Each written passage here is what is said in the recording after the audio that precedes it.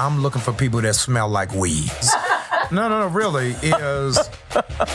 New Birth is the largest land-owning black church in America. Wow. And so my position to my deacons is, why aren't we not raising cannabis? I'll be able to bring in black males. They're able to do it legally. I'm teaching them farming. Oh my God. I'm helping them to enhance the ecosystem. This is the kind of conversation. So if the guy, black boy in Bankhead said, they growing weed at the church, where do I join? Yeah. I am Rashan Ali, everybody's home girl, everybody's favorite Soror, the cool Soror, representing the ATL and the east side of Decatur. What's happening? 5, 4, 3. Okay, here we go. It's the Cool Soror podcast, hosted by me, Rashan Ali. Let's go. It is another beautiful edition of the Cool Soror podcast, and I love it because this season literally has been about the cool bros. I mean, like, a lot. And I'm so, like, when I tell you I'm honored, like truly honored to have our very next guest. First of all, I'm Rashan Ali, and the Cool Soror podcast, we literally are able to talk to men and women who are in Black Greek letter organizations about their stories and their journeys. And this next individual has a beautiful journey. A journey that has been publicized. And I'm just grateful that he has said yes to him being on my show. I say on my show. That's the whole thing. Thank you, God. Amen. Pastor Jamal Bryant is here on the Cool Soror podcast. How are you today? I am wonderfully blessed just to be in the room with you. What? Oh, no, I'm grateful. Thank you. No. So when my producer, when I hit my producer, I was like, these are the people I want. Please go after him. And I think she went after you first. And your team said yes first. Yes, that's appropriate. Oh, really? No, I couldn't even pause. You officially welcomed me to Atlanta. I did. And was the very first person to do it. And you were very kind to me, and you're the last gatekeeper of Southern hospitality. Come on. So I'm grateful. Yes, we did. We did that interview in 2018, prior to the pandemic, when you were appointed as the leader of New Birth Missionary Baptist Church, after the passing of our great leader, and that was a very it was a beautiful time, but it was a time where people needed to know that they had a trusted leader in you. What was that like after coming from, what Eddie Long had done for not only the city of Atlanta, but just for God, what he had done for the body of Christ? Yeah, it is very hard to come behind a legend. Mm-hmm. And so much of Atlanta is synonymous with Bishop Long. Yes. So there were only 2 billboards in Atlanta, Jermaine Dupri and New Birth. Come on. So if you welcome to Atlanta, if you ain't saved, it's so deaf. Right. If you are, watch this. Right. Come on, watch this. Those were the 2 options. Right. Yes. And so being a student here at Morehouse in the heyday of New Birth, I saw it in its meteoric rise. And never in a million years did I ever think I'd be living in Atlanta. And I never thought I'd be Baptist. I'm 3rd generation AME. AME, right. Yeah. My dad was the presiding bishop of the AME church. So when I left both Baltimore and the AME church, that was a thing. It was LeBron going to Miami. I mean, my jersey was being burned in the streets. Really? And it was a real walk of faith. I didn't know anybody at New Birth. So I had to really trust God to figure out what to do. I was also contending with a church that was in full grief. Like literal. Oh, no, real. Real grief. Oh, yeah. Those of you who don't know, if you have a friend who lives in London, ask them what it was like after the Queen died. Listen, that's what it was at New Birth. It was. Yeah. So to try to heal them and cast vision, so they crying with one eye open like, okay, who is this guy? Mm-hmm. Because I wasn't a spiritual son of bishops. I didn't come out of that church. So they really had to trust in faith. And so it's been a journey. Yeah. When they were pursuing you, when did you know that God said this was okay? Let me tell you this. So I really wasn't in the running. Bishop Ellis from the Bahamas was overseeing the process and asked me to come fill in a Sunday to preach while they didn't have a pastor. So I said, okay. So I came the 5th Sunday in August of 2018. Okay. They had 152 candidates. I wasn't in it. 152 candidates. Yes, from pastors from literally all over the world who want this. New Birth, for those of you who don't know, holds almost 7,000 people. I walk in there, Rashan, is 750. Wow. I sit in the chair and I look at them 750 and God said, this can be your church. I was like, no way. Not me. Nuh-uh. I left out of there, got to Atlanta's airport, went through TSA. First call I get is from my dad. My dad was living in Chicago at the time. Says, hey, man, I saw you preach at New Birth today. I didn't tell him I had gone. Oh, you didn't even let him know? Okay. No. So he says, you really did well today. I said, oh, thanks. I said, how'd you see it? So he said, my flight is delayed in Chicago, and you just popped up on my timeline, and I don't even follow them. Rashan, he then says to me, did anybody talk to you about being the pastor? Your daddy, said, no. your daddy said Oh, that. yeah. So he said, He said, let me know if they call you. And then the rest is just history. So he, as an anointed man, knew. Yes. He knew. He knew immediately. How long ago in your life did he know that you were even anointed to even be in the ministry? Yeah, my dad knew that I was called to preach. He never wanted me to pastor. What's the difference for people that don't know? Okay, because my track has always been in civil rights. So I saw myself in the line of Reverend Sharpton, Reverend Jackson, but not over a local church. When I was at Morehouse, I was a pre-law political science. I went to Duke for grad school, initially for law school. And, your 8th grade teacher tell you always need math the rest of your life. Yeah. I didn't believe her until I got into real estate law. Oh, right. I didn't know what was happening. Rashan, I walked across that campus and signed up for seminary so quick. I know what I do know. I know the law. Yeah. But I don't know these percentages at all. At all. Yeah, get me out of here. Yes. So he knew that I was called, but really didn't think that I was going to go into pastoral ministry, and I didn't either. Yeah. But then you walked into it. Was it begrudgingly, or was it like, okay? So I was National Youth Director at the NAACP, overseeing 70,000 youth across the country, college campuses. And in 1999, Kwesi Mfume was our president. Mm-hmm. And at our national convention, he got laryngitis and asked me to give the national address. Oh, Lord. See, this is what happens. Oh, yeah. Yeah. So I give the national address. I'm at that time 27 years old. It's the biggest night of my life. And it's the first time I'm in USA Today. I'm on CNN as civil rights leader to watch at 27. I get off of the stage, and Dick Gregory is there when I walk off the stage. The Dick Gregory. Rashan, he grabs me by my collar and throws me up against the wall. And I knew who he was from my parents' records. Of course. But I had never met him before. And I'm going in my speech trying to figure out what did I do wrong. And I don't know what kind of family-friendly show this is. It's very family-friendly. Okay. Or not. You be you. Okay. So he said the N-word and threw me up against the wall and says, you are out of order. So I said, I'm out of order? He said, when I was growing up, Black people, when they were in trouble, would call on 2 names, Jesus and the NAACP.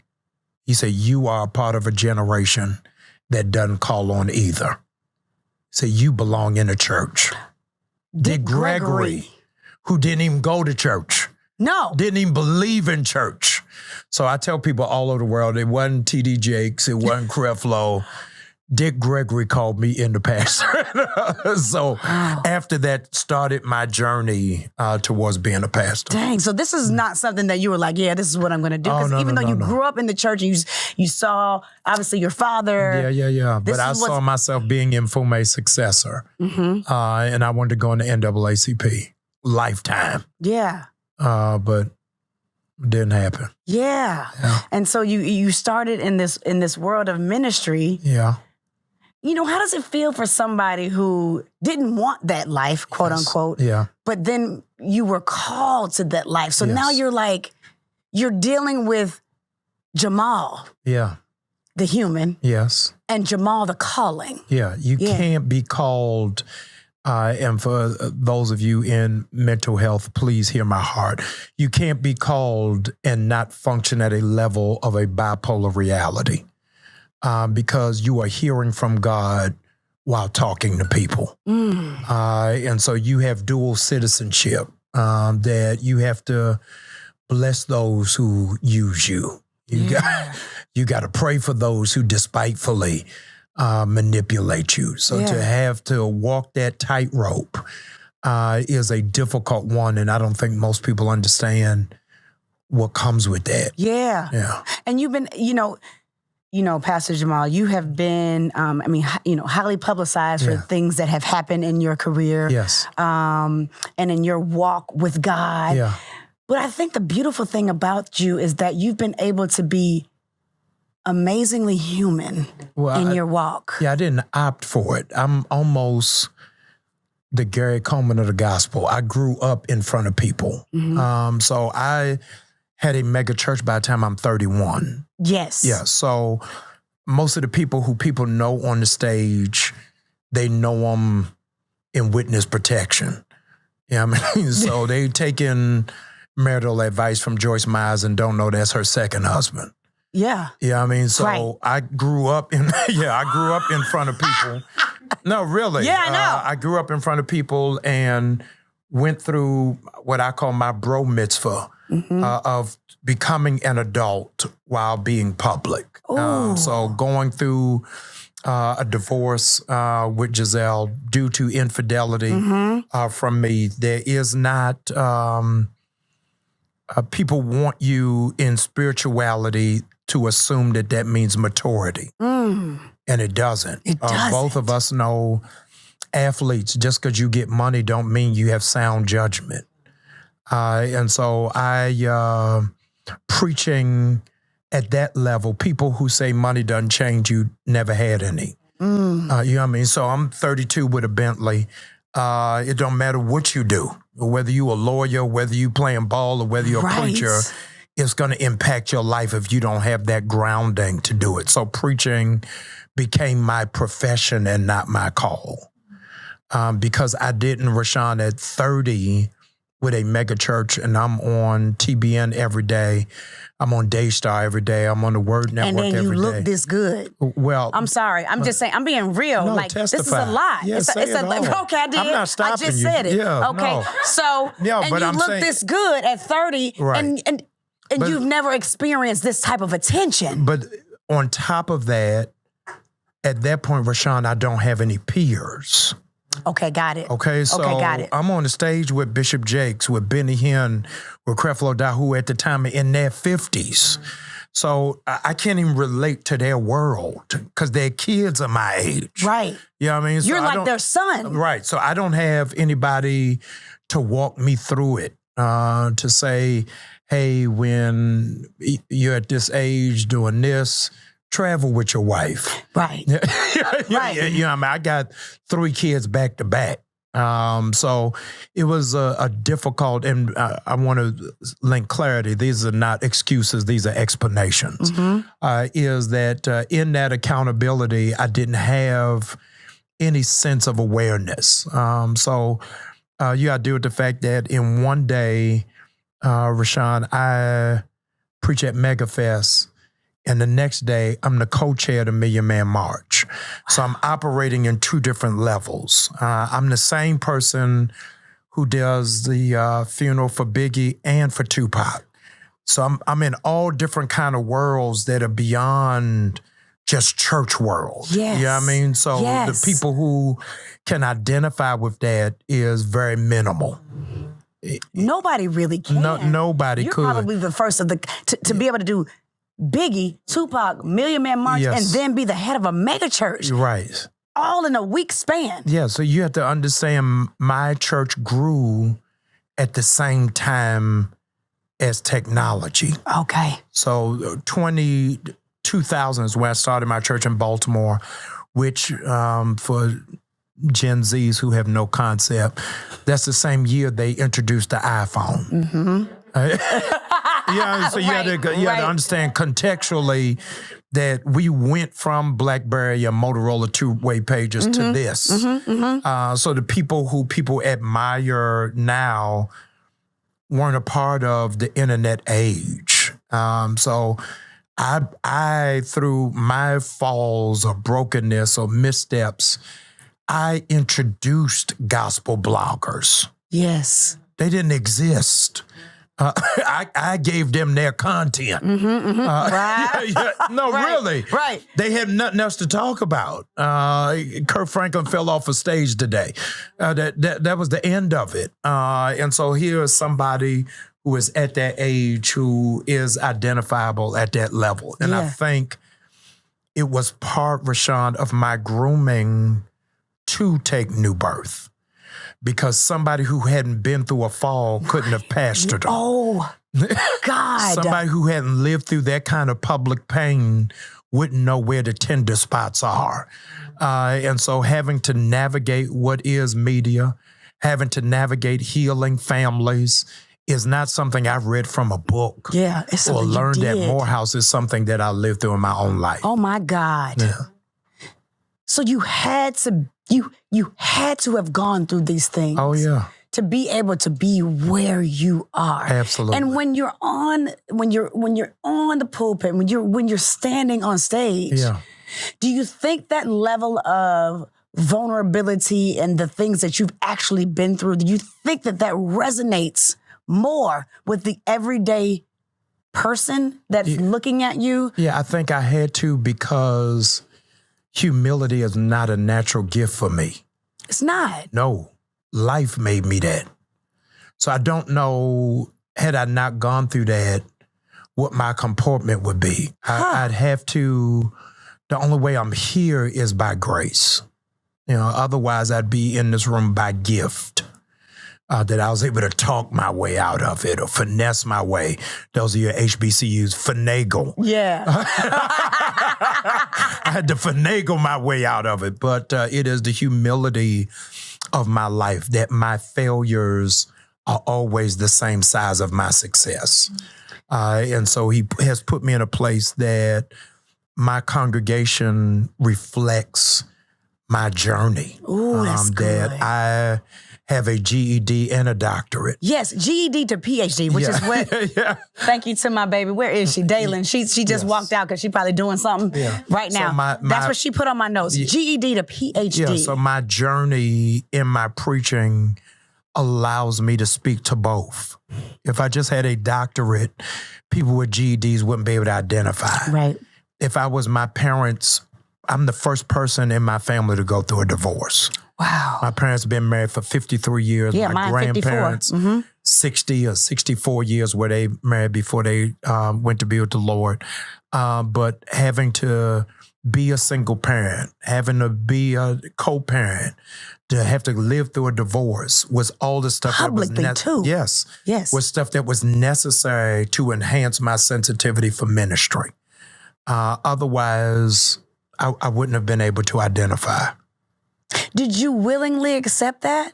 No, I didn't see it till I got out of it. While you're in it, my parents at the time had the largest church in Baltimore when I was growing up. So for me to fail the 11th grade, was I was Hester Prynne in the Scarlet Letter. I got shame everywhere. Wow. My parents, after I failed the 11th grade, sent me to live in Liberia, West Africa for a year to get myself together. And I went to the embassy school that had me with 27 different nations in that school. I come back to Baltimore. Rashan, an old deacon in my church, tells my parents there's a early college program at Morehouse. Send Jamal there for the summer just so he can keep his mind right. So I go to Morehouse for the summer. I scored the highest of everybody in the early college program. Dean Crawford, who at the time was Dean of Admissions, says, Jamal, I'll see you next month. I said, no, you won't see me next month. I got to go back. I got to do another year. I failed. So he said, no way in the world. And this is my ode to HBCUs. The Dean of Admissions of Morehouse took me to get my GED. And I am the very first person in Morehouse history they let in with a GED. Oh, my God. I've never taken the SATs in my life. What? They took that kind of gamble on you, on me. And for me to be able to come back to be in this city is amazing. Yeah. My parents, to show you the circle of life for Lion King, my parents didn't have a whole lot of money. So they gave me a 2-day notice that I've been accepted down to Morehouse. Rashan, I tell you this, you don't throw that black chair across the studio. My parents did not have the money for me to come. Bishop Eddie Long paid my tuition. Oh, my God. Oh, my God. Having no idea he was educating his successor. So for God to put all of that in line, yeah, you got to be able to say, no way in the world. My dad went to Morgan. He didn't go to Morehouse. My dad didn't pledge nothing. Bishop Long pledged Kappa Alpha Psi, which was part of my inspiration to pledge. So when you put all of that in and you see the fingerprints of where God operates and how it is that he functions, you can't but be humbled to know that this wasn't even a part of your plan. I'm trying not to lose it here. Yeah. So I think about Sarah Jakes. Yes. Bishop Jakes' daughter, and how she had a baby at I think 15. Right. I follow her story. And to see him give her the woman thou art loose, like all of the things that he has built, because he always believed in her, even when the world thought she had failed. And for me, meet you on the 50-yard line is evidence of a parent's love. But when strangers do it, it puts you at a whole nother place, a whole different posture. The gentleman who recommended me to come to Morehouse for that summer put 2 sons through Morehouse who were honor roll. I was never connected to Bishop Long. He had no reason to do it. So had he known my journey and saw my potential as an 11th grader as the class clown, then I'm with it. But I'm telling you, God will raise up people. That's why the Bible says, be careful how you treat people. You may be entertaining angels unaware. You have no idea. So I would fight to the guillotine for Bishop Long's legacy, for his life, because I'm the product of it. Yeah. And I'm eternally grateful. Man, listen, I remember coming to you because I was the first person that gave you your first interview. Yeah. When you became the head of New Birth, and I was in your office while you were eating some fried chicken that day, by the way. Tell it all. Tell it all. But you were like, Rashan, the people just need hope. Yeah. And to be able to take on that task, Pastor Jamal, it's a lot. How do you continue? And now that you're saying everybody's back in church now, right. and I look at your page. I follow you, right. So I look at your page and I see people are back, and like it's like the old New Birth. Right. Do you ever sit in it and say, God, what do you do when you sit in when you see the people back? Yeah. Like, despite anything that happened with Bishop Long, yes, you see people in those seats like he had them in those seats. What does that make you feel like? Rashan, it is one thing reminding a woman she's beautiful. Is something altogether different convincing her she's beautiful. New Birth has always been the lead church. They needed to be reminded. Ooh. Yeah. Yeah. That this is who we are. Y'all shake it off. Come on. Put on that lipstick, put on some heels. You got this. And I think that they had to go through a period just to be reminded, not convinced. And once you're reminded, oh yeah, I do have it going on. I'm not going to lose it over that breakup, over that divorce, over that job termination. I am smart. I still have something to bring to the table. It is a breath of fresh air. Yeah. For me, it is amazing. Every Sunday I walk through the doors of New Birth and the ushers keep opening the door for people to come in. In a post-pandemic age when people aren't going to church like they used to. But to physically want to be in that building, again, is a testament of grace. Yeah. So, Pastor Jamal, when people see you, they're like, okay, you're a man of the cloth. You're good looking. You know, everybody knows how beautiful your former wife is and your gorgeous children. And they look at you like, man, when you gonna do that thing again, man? Do you think you will ever like get married again? And Absolutely. Yes. Oh no, I got to. Atlanta's a whole nother animal. How do you keep yourself together, no, friend? I got to get married. My mother burning sage right now. Washing with black soap trying to get it together. But yeah, no. My examples are always of a balanced family life. The Bible says that a man who finds a wife finds a favor good thing, in the Lord. Right? Yeah. And so I am figure skating on grace. Okay. You don't have favor until you have a wife. So imagine. You really think that? Oh no, absolutely. Okay. Absolutely. Okay. Undoubtedly. So I'm doing all of this at half strength. So this is half. Oh yeah. So when I have a complete family unit, it'd be unstoppable. Yeah. Yeah. I believe that. Yeah.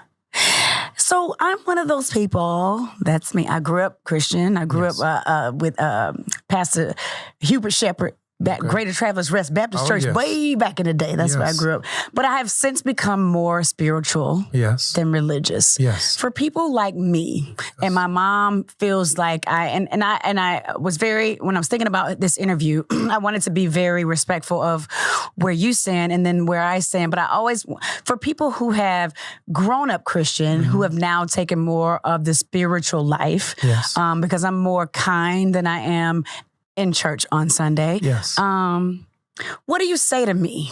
I would say to you, this is the largest demographic of Africans living in America who don't go to church. And it is testament not to you, but the failure of the evolving of the church. But I'll give you one example. Black Lives Matter is a stumbling block for the church because it is the very first civil rights movement in the history of America that, one, did not come out of the church, and two, is not led by a religious figure. And what my grandmother would put it this way, your slip is showing, is that the Black church has exposed that they don't know how to support what they don't lead.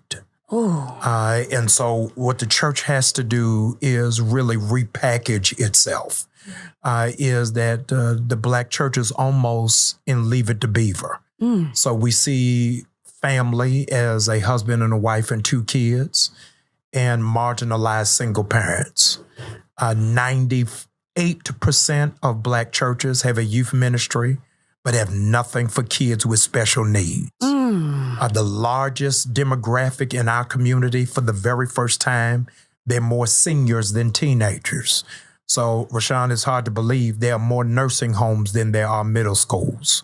So most Black churches have a youth pastor but don't have a seniors pastor. Or let's go to other side of the spectrum. The Black church will ask for your tithe, want your 10%, but never show you how to multiply your 90. So there's nothing about financial literacy. There's nothing about economic development. We just curate welfare worship, that if you shout, you're going to be debt free. If you yell, then you're going to be a millionaire. but nothing about delayed gratification, nothing about sweat equity. I opened up in our church that 92% of my congregation doesn't have an investment portfolio. So I had to bring in stockbrokers to show them how to do it. The Bible says we die from a lack of knowledge. So the stuff that was applicable for your grandmother means nothing to you. And so I said, I had a Zoom with all of my singles just this week, is that for me to tell 16-year-olds to be celibate is one thing. A 37-year-old who's used to getting some, I need a different kind of gospel. Yeah. So the church ain't telling me nothing about sex toys. They ain't saying nothing about the church telling me to be celibate, but my gynecologist is saying something got to happen down there because your stuff's shutting down. Yeah. So we got to have real gospel for grown-ups. I'm about to go to New Birth. I'm going to New Birth on Sunday. No. So the church is not relatable to our generation and down. So imagine when I was growing up, they were telling you, don't have your phone on in church. I'm telling y'all, turn your phone on, take a selfie, use hashtag New Birth Now so that we can move forward. Society, Rashan, changes every 4 years, but church culture changes every 4 years, but church culture changes every 20. Ooh. So the average church is 15 years behind schedule. So those of you who are watching, your church is so proud to be on Facebook, but all the youth are on TikTok. They are. They stopped being on Facebook when their mother tried to friend them. So you got to figure out, how am I relevant and how do I repackage?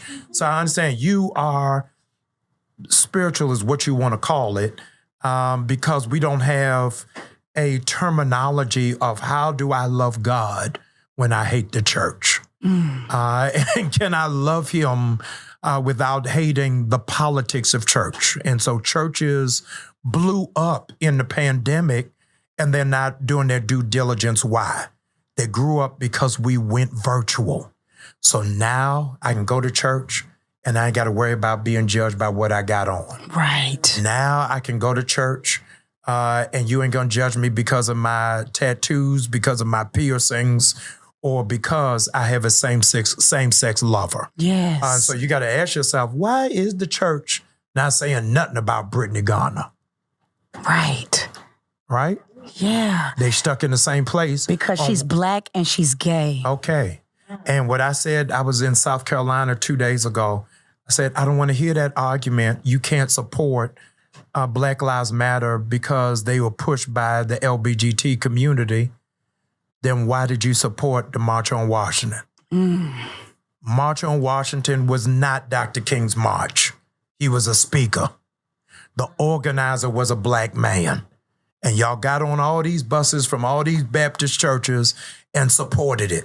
Let's do the exact same thing.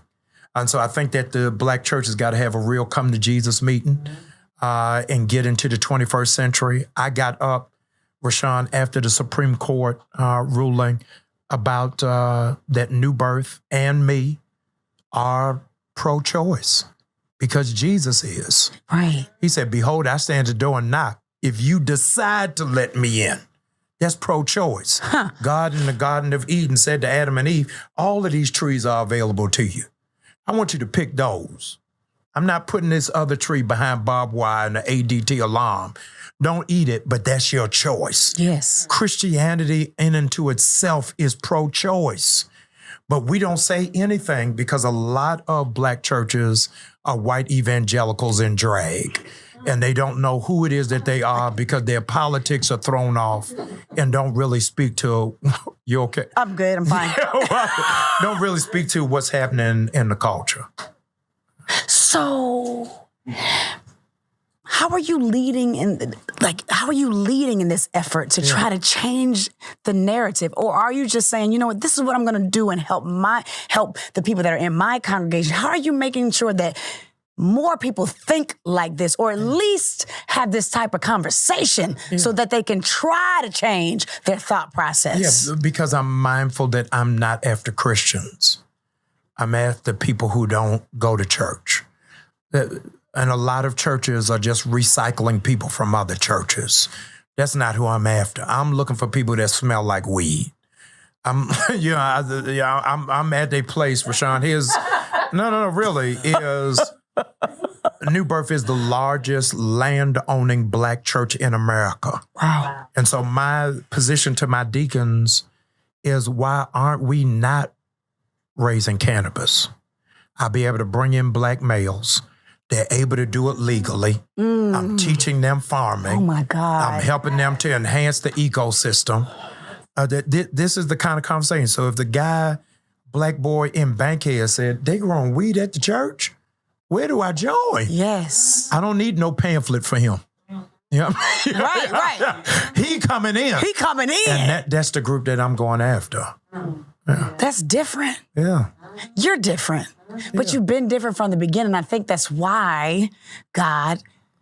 But Christianity, Rashan, is supposed to be different. But it's... We have made Christianity politically correct. That it is a puritanical gospel that is reminding of us of the 13 original colonies. Everybody got on a robe singing out of a folder. We sitting down at the appropriate time. We got to be out in time for brunch, where everything else has no real boundaries around it. You at FAMU, I'm at Morehouse. If the game goes into overtime, we know it's a good game. Banging. Yeah. Yeah. If the servers go overtime, we looking at our watch. Oh, my God, I can't believe they doing this. Right. Yeah, Another song? Right. And you're only saying it because the service ain't good. Ooh. You know, if the service is good, you're not mindful of time. You understand? You at home with your husband, you're not telling him you got 32 minutes to get this in and I got to go. Right. It is only if it's bad that you are mindful. Worship is supposed to be a timeless experience. That's why people in a bad church are always looking at the program to say, what's next? Yeah. It's only in a dead church and a funeral where there's a program. You go to the Beyonce concert, she ain't telling you what songs is next. Sing. Yeah. Keep going. Keep going. We getting messed up tonight. Yeah. Yeah, we looking for all the apes. Yes. Yeah, so I think that it has to be repackaged and repurposed, or else I want to announce on Rashan's podcast for the very first time, you are getting ready to witness the death of mega churches. Oh. Our children will not be going to mega churches. They will be watching online. And that which used to be sanctuaries will be studios. So those who are caught in these wooden pews, get ready to sell them on eBay. Because if you don't repackage, then your church is going to be a condo. You heard it here first. I did. Right here on the show. Yeah. I did, with the Pastor Jamal Bryant. As we close out, you mentioned Kappa Alpha Psi earlier. Yes. Did Kappa Alpha Psi choose you, or did you choose Kappa Alpha Psi? When I was born. Come on now. Let me tell you. You are a pretty boy, honey. You are a pretty boy. I'm sorry. Is that bad? I'm saying that to a pastor? Your neighbor. No, listen. Absolutely. Okay. I tell people everywhere that Kappas are the only fraternity in the Bible. The first. Wait a minute. Okay. The very first civil rights leader, the very first civil rights activist. Do you know who it was? No, don't do that. Don't do that to me. The very first civil rights leader, very first liberation practitioner was a man by the name of Moses. Right? Right. You agree with that? I do. What did Moses have? I don't know, man. Don't be doing the Bible stuff with me now. Yeah, come on. You got to get through that Red Sea. So he parted the Red Sea. He lifted up and it that was cane. red, and he had the cane. He had to raise that cane Oh, up. my God. I'm telling you, anybody that's free, follow the Kappa. Oh, my God. It's the only way that it happened. No, absolutely. Yes. I'm grateful. Yes. I love it. I'm grateful for you. I'm glad to be here. I am just... I'm updating my resume. Yeah, what you going to put on there? I was on the Cool Soror podcast with Rashan Ali. You going to put that on the resume? I'm going to do that. Okay. Absolutely. That's what I need. Pastor Jamal, you're everything I wanted you to be and more. Thank you. On my show. I'm glad to be here. And I'm grateful that you said yes to the call, not only for this show, but on your life. I'm grateful. Yes. Thank you. Keep doing it differently. Got to. Everybody ain't doing it like you, friend. Like they're not. Yeah. And I'm glad that you're doing it unapologetically. You don't, as much as you've been through, yes. You don't care what nobody think. Listen. Through it all. Through it all. Through it all. Through it all. Absolutely. Thank you. I'm grateful. Me too. Truly grateful. Pastor Jamal Bryant, everybody. Thank you. Man.